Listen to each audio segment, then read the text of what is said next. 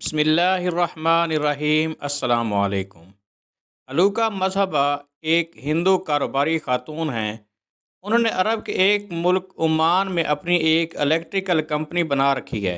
मज़हब इस्लाम के सच्चे और ख़ूबसूरत होने का एक वाक़या सुनाती हैं कि मेरे वालिद साहब जब पंडित थे। पंडित हिंदुओं का एक मजहबी रहनुमा होता है। पंडित होने की वजह से इलाके में हमारा इज़्ज़त और एहतराम भी था, और फिर हम माली लिहाज से भी मजबूत हो चुके थे। आजकल के दौर के हिसाब से लोग दौलत की वजह से हमारा और भी ज़्यादा एहतराम करते थे, क्योंकि ये एक तलख़ हकीकत है कि आज लोग मज़हब का शऊर रखने वाले किसी भी इंसान की इतनी इज़्ज़त नहीं देते जितनी किसी दौलतमंद को देते हैं। एक सर्वे के मुताबिक दुनिया के 10 अमीर तरीन लोगों को दुनिया के 80 से 85% लोग जानते हैं, जबकि दुनिया के किसी एक मज़हब के किसी एक मौजूदा मजहबी रहनुमा को 50% लोग भी नहीं जानते।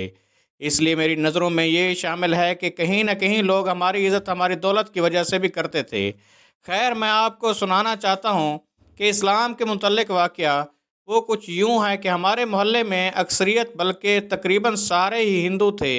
मुझे नहीं याद पड़ता कि कोई मुसलमान घराना भी हमारे मोहल्ले में था। अगर था भी तो मेरे इल्म में नहीं। हमारे मोहल्ले से कुछ दूर एक पूरी गली मुसलमानों से आबाद थी। उन्होंने अपनी एक छोटी सी मस्जिद भी बना रखी थी। इनकी मस्जिद की अज़ान हमारे घर तक भी सुनाई देती थी। यानी हमारे मोहल्ले में भी इनकी मस्जिद की अज़ान की आवाज़ आती थी। कुछ शिद्दत पसंद हिंदुओं को इस पर एतराज़ भी था, और वो मुसलमानों पर पाबंदी भी लगाना चाहते थे कि इनकी अज़ान की आवाज़ इतनी बुलंद ना हो कि हमारे महल्ले तक सुनाई दे। लेकिन इस अमल के लिए उनको मेरे वालिद साहब की इजाज़त की ज़रूरत थी, और मेरे वालिद साहब ने इनको ऐसा हरगिज़ ना करने दिया। बल्कि इसके बरअक्स मेरे वालिद साहब की रूटीन थी कि जब भी अज़ान की आवाज़ सुनाई देती थी वो खामोश हो जाते। अगर वो मंदिर में बैठे होते तो मंदिर में अपनी इबादत को वक्ती तौर पर बंद कर देते थे। अपने करीब बैठे लोगों को भी खामोश होने के लिए कहते थे। इनकी इस हरकत से बहुत से लोग नाखुश थे। इशारों कनाइयों में लोग इनको मना भी करते थे, लेकिन वो अपनी इस बात पर मुसर थे और अज़ान के एहतराम में हमेशा खामोशी इख्तियार करते थे।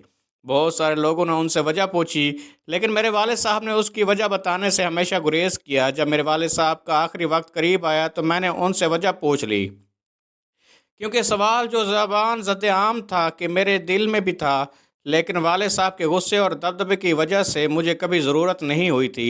अब चूँकि उनकी आखिरी वक्त करीब था और मैं अपने दिल में ये सस्पेंस नहीं रखना चाहती थी, इसलिए मैंने वालिद साहब से पूछ ही लिया। तो मेरे वालिद साहब ने कुछ यूँ किस्सा सुनाया कि बेटा, जब हम छोटे थे तो हमारे वालिद यानी तुम्हारे दादा वफ़ात पा गए थे।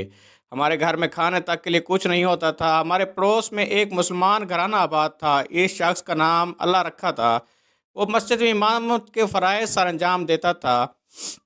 इनकी इमामत में जो लोग नमाज़ पढ़ते थे वो इमाम होने के नाते इनकी माली खिदमत भी किया करते थे।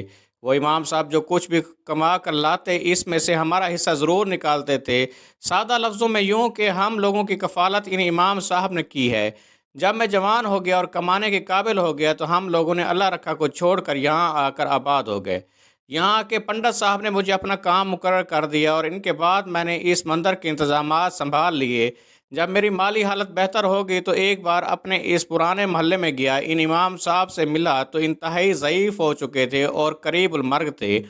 मैंने उनका शुक्रिया अदा किया और बताया कि मैं इनका एहसानमंद हूँ। वो एहसान तो मैं कभी नहीं चुका सकता, लेकिन जिस तरह उन्होंने पहले मेरी खिदमत की थी, अब मैं इनकी खिदमत करना चाहता हूँ। तो मेरी बात सुनकर उन्होंने जवाब दिया कि मैंने तुम्हारी कोई खिदमत नहीं की, बल्कि मैंने जो कुछ तुमको दिया है वो तुम्हारा हक था।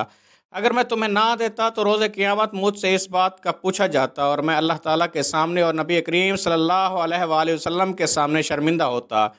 ना तो मेरा आप पर कोई एहसान है, ना ही आप ये समझना कि आप भी यहाँ खैरात लेकर पले बड़े हैं, बल्कि मेरे मज़हब के मुताबिक जो कुछ भी मेरे वसीले से आपको मिला है वो आपका नसीब और आपका हक था।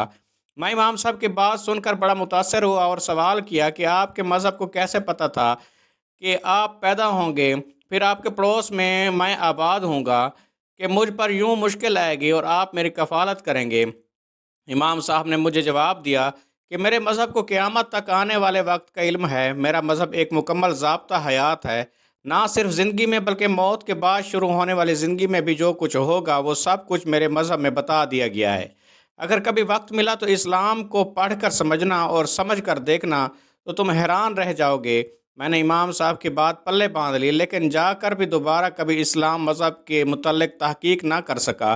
البتہ میری یاد بن گئی، اسلام کا کوئی بھی مذہبی تہوار ہوتا یا کوئی بھی مذہبی کام ہو رہا ہوتا تو میں اس کا احترام کرتا، اس کام میں حصہ لیتا، اور ان امام صاحب سے متاثر ہو کر میں نے خاموش رہنا بھی سیکھا۔ اور یہ سوال میں نے اور بہت سے لوگوں سے سنا، مگر ان کو جواب اس لیے نہیں دیا کہ اگر ان کو میں جواب دیتا میں اسلام سے اتنا متاثر ہوں تو یہ بے شعور لوگ شاید میری بات کو سمجھنے کے بجائے اسلام کو ہی غلط سمجھنے لگتے۔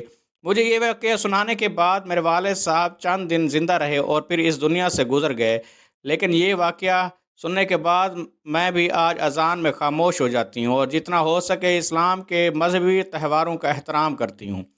ویڈیو اچھی لگے تو لائک کریں، چینل کو سبسکرائب کریں اور دعاؤں میں یاد رکھیں۔ اللہ حافظ۔